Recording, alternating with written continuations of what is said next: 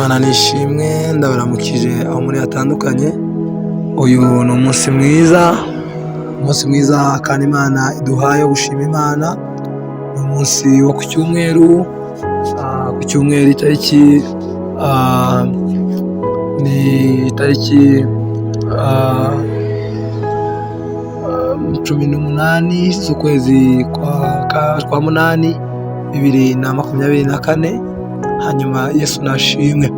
Uyu munsi rero turi ku munsi w'151, umunsi w'ukundi kwezi, kandi dutangiye kwa commanding your day.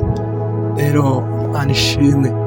Hanyuma rero uyu munsi turasoma muri Zaburi, ni ibice 78, umurongo wa 39 na 40. Avuga ngo nuko yibuka kuko ari abantu buntu, n'umuyaga uhita ntugaruke, nk'umuyaga uhita ntugaruke. Erega ni kenshi bayigomeraga mu butayu, bayibabazaga ahatagira abantu, bagahindukira bakagerageza Imana, bakarakaza Yera Isiraheli. Amen, haleluya. Ngayo amagambo tugomba gusengeraho uyu munsi. Bibiliya yatubwiye ngo nuko yibuka yuko ari abantu buntu, n'umuyaga uhita ntugaruke. Erega ni kenshi bayigomeraga mu butayu, bayibabarizaga ahatagira abantu. Haleluya. Ngaya aya niyo magambo tugomba gusengeraho. Rimwe na rimwe hari igihe dukora bidakwiriye, rimwe na rimwe cyangwa se wakora n'ibibi, wagira n'ibintu uhura nabyo, ukibaza yuko Imana ikwanga, ukibaza yuko Imana itakwibuka. Haleluya.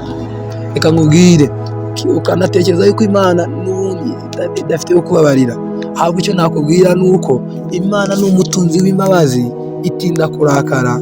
Nubwo wayigomera bingana gute, iravuga ngo nubwo ibyaha byawe byatukura tukutuku, izabyeza ibigire nka sheregi. Haleluya. Ayo niyo magambo nakubwira muri kino gitondo muvandimwe, kuko Bibiliya yambwiye ngo nuko yibuka yuko ari abantu buntu. Imana hari igihe ikibuka ko ari abantu buntu, ari abantu bafite kamere muntu, ari abantu bafite gutekereza kw'abantu.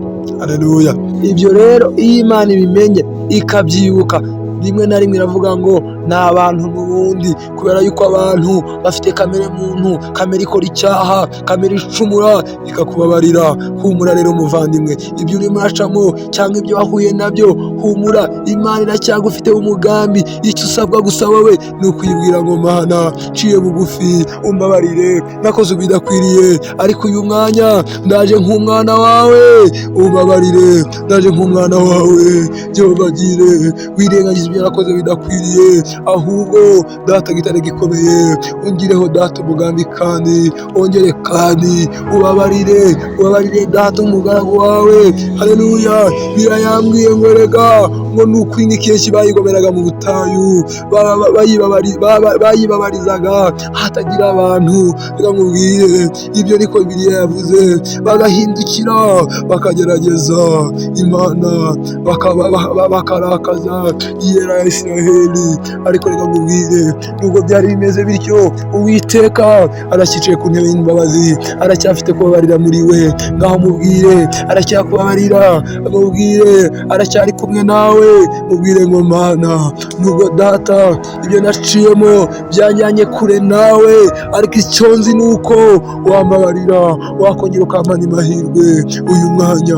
Ngaho yibwira Imana, yinginge, icire bugufi. Uku kwezi tukurangiza, ubwira Imana ngo Mana, ukwezi kwa commanding your day tukurangiza. Reka Mwami Imana yanjye ubane nanjye, reka Mwami Imana yanjye umugisha wawe, reka Mwami Imana yanjye data gitare gikomeye, nkubone, nkumve, ubane nanjye muri byose. Ni mu izina rya Yesu tubisenze kandi tubyizeye. Amen. Uwiteka kugire neza, Uwiteka arakubabariye, Uwiteka aracyakwibuka, kandi ibyo wakoze bidakwiriye uyu mwanya Uwiteka aguhaye imbaraga zo kubihindura, kandi ihindure, kandi ubihinduke byiza. Imana iguhe umugisha kandi ikugirire neza muri byose. Ndagukunda cyane. Amen.